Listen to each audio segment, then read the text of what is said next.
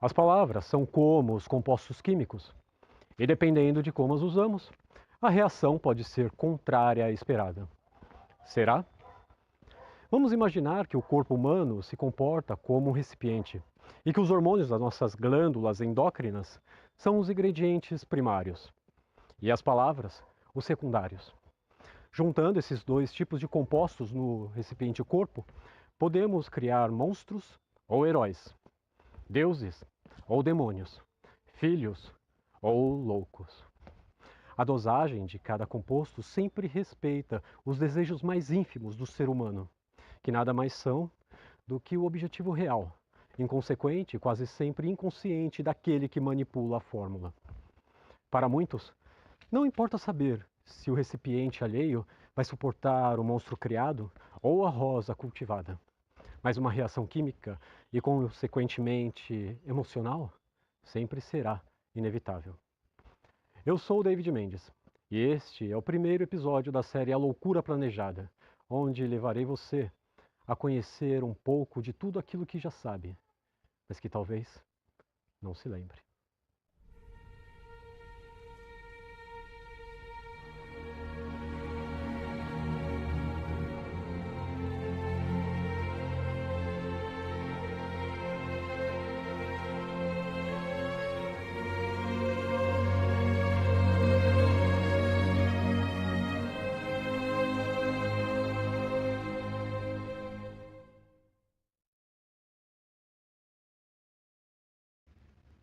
A mentira sempre foi a mais poderosa ferramenta de controle, e ela é estrategicamente utilizada para beneficiar um lado apenas. Embora, ao meu ver, não existe benefício algum que possa brotar de uma mentira.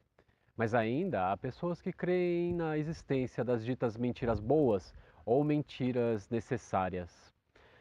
É muito comum vermos um pai ou uma mãe delimitar os passos do filho com o uso frequente da mentira. Como? Simplesmente criando monstros aonde eles não existem. Meu amorzinho, não saia daí, senão o bicho-papão vai te pegar.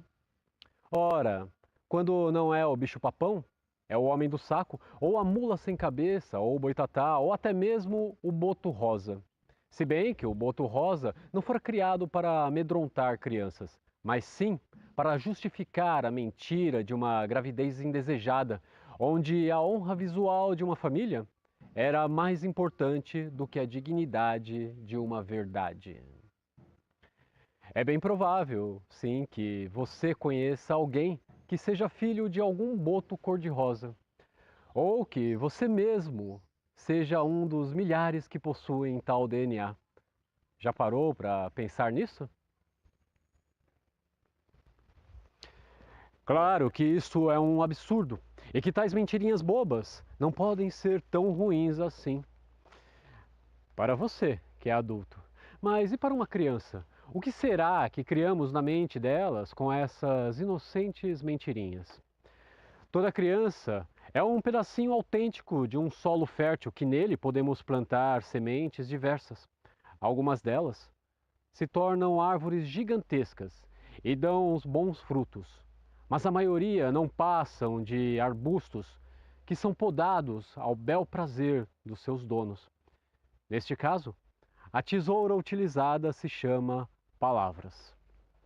Se você possuir em mente que cada letra é um sólido natural e, consequentemente, um elemento químico, então deve concordar também que possuímos o poder de manipular tudo o que existe ao nosso redor apenas fazendo uso das palavras.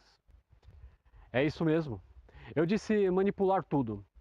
E quando se tem essa compreensão do grandioso poder interno que possuímos, então até mesmo a forma como foram construídas as pirâmides do Egito deixa de ser um mistério para se tornar uma ciência simplória.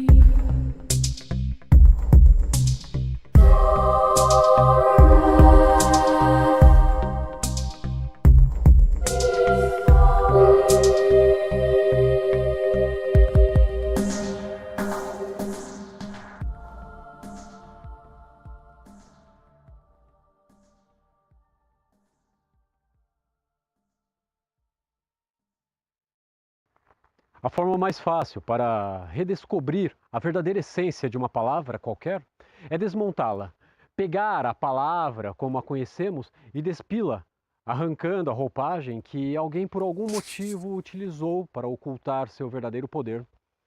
Esta simples técnica se chama decodificação. Na minha opinião, a letra M é uma das chaves mais poderosas do alfabeto, mas este é um assunto que deixarei para tratar num outro episódio. Vamos nos atentar à palavra man, que em inglês significa homens. Sabemos que nós, homens, somos, materialmente falando, mortais. Também sabemos que aquele que vive sob os efeitos de algum tipo de ira produz constantemente um ruído interno que dói na alma. Agora, colocando a letra T antes da palavra ira, temos o verbo tirar na segunda, terceira e quarta pessoa do singular. E o verbo tirar significa subtrair ou trair escondido, já que o prefixo sub sempre remete àquilo que está por baixo. Tirar é literalmente esconder. Por exemplo, quando alguém diz que o imperador Constantino I tirou alguns textos da Bíblia, está afirmando que a verdade fora escondida, ocultada. Neste particular, é um ato de sabedoria refletirmos sobre quem são os verdadeiros ocultistas. O hebraico é, sem dúvida, uma das línguas mais antigas e misteriosas que existe. Suas letras são, para nós do Ocidente, meros rabiscos sem fundamento algum.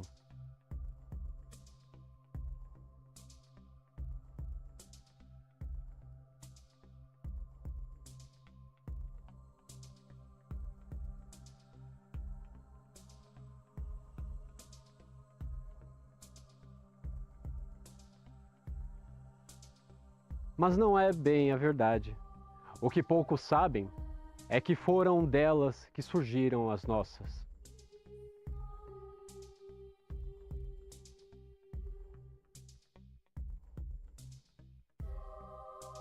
Porém, antes das letras hebraicas atuais, existiam os pictogramas, desenhos que hoje soam certa infantilidade no mundo dos adultos, mas que ainda correspondem a cada caractere moderno do alfabeto hebraico, do grego e do cirílico e do latino e por aí vai.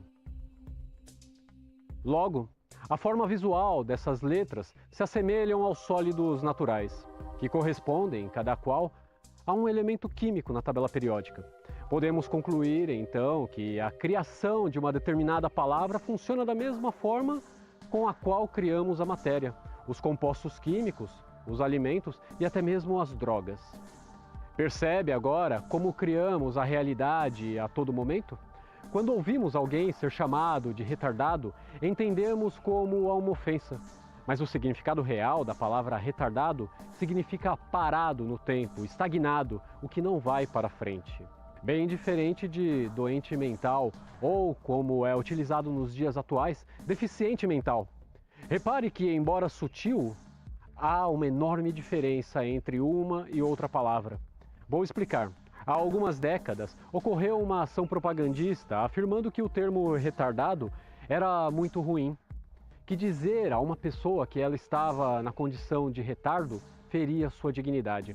Então, fora sugerido o termo doente mental. E foi aí que a indústria de drogas psicoativas começou a emergir rápida e assustadoramente.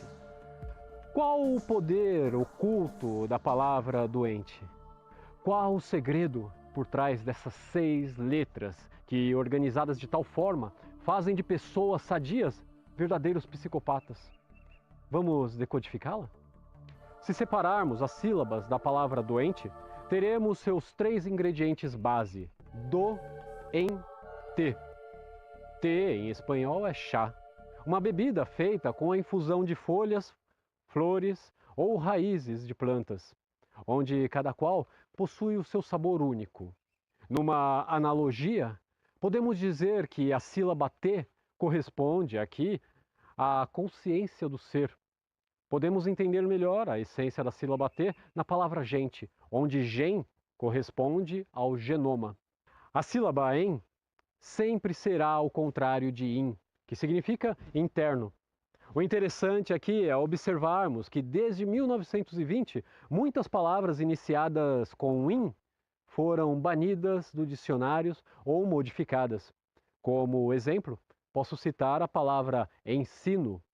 Sabemos que o objeto sino é utilizado para chamar.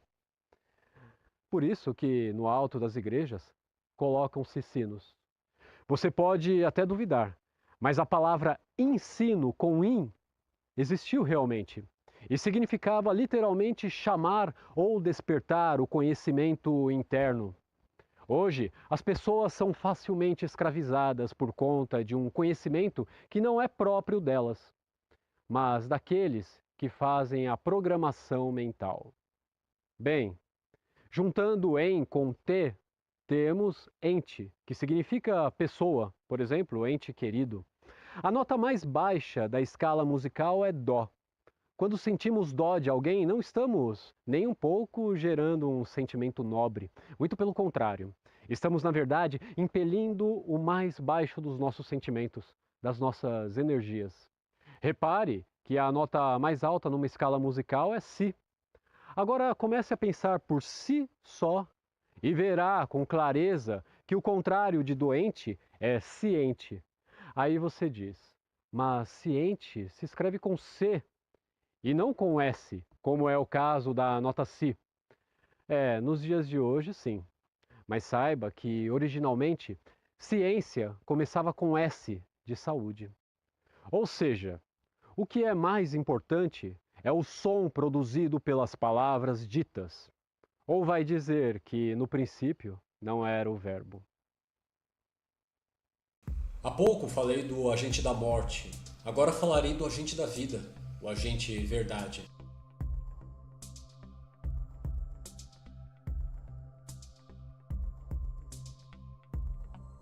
Em hebraico, verdade se escreve apenas com 3 letras, e da direita para a esquerda, onde a primeira é o Aleph. Sua pronúncia é Yemet.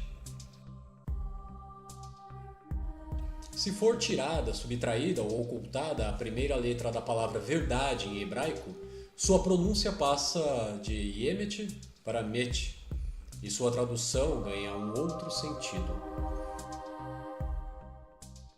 Logo vemos que se a Yemet da verdade for adulterada, o ser passa a permear um estado de morte consciencial. Eu sou o princípio, o meio e o fim. Já ouviu isso em algum lugar?